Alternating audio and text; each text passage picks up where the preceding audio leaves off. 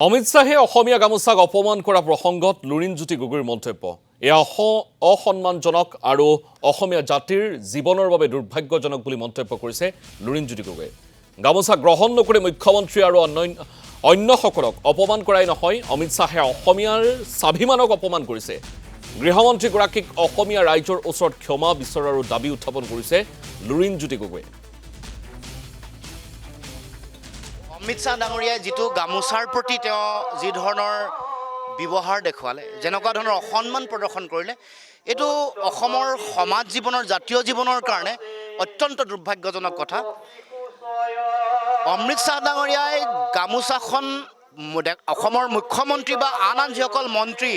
বা বিজেপিৰ বিষয়ববীয়া কৰ্মকৰ্তাৰ পৰা গ্ৰহণ নকৰিলে এইটোৱে কেৱল মাত্ৰ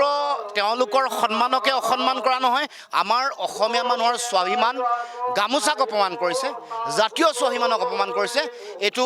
অত্যন্ত দুৰ্ভাগ্যজনক সমগ্ৰ অসমবাসী ৰাইজৰ হৈ আমি গৰিহণা দিছোঁ আৰু গৃহমন্ত্ৰীয়ে এই যি অপমান কৰিলে অসমীয়া মানুহৰ স্বাভিমানক যিটো অপমান কৰিলে তাৰ বিৰুদ্ধে তেওঁ ক্ষমা খুজিব লাগে অসমৰ ৰাইজৰ ওচৰত ক্ষমা খুজিবৰ কাৰণে দাবী জনাইছোঁ গামোচা আমাৰ স্বাভিমান গামোচা আমাৰ সন্মান গামোচা আমাৰ সকলোৱে পৰিচয় গতিকে সেই গামোচাৰে আদৰণি জনাবৰ কাৰণে সকলোৱে যেতিয়া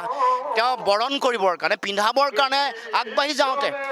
এখনো গামোচা গ্ৰহণ নকৰা যিটো তেওঁৰ মানসিকতা সেই মানসিকতাটোৱে অসম আৰু উত্তৰ পূৰ্বাঞ্চলৰ প্ৰতি গৃহমন্ত্ৰী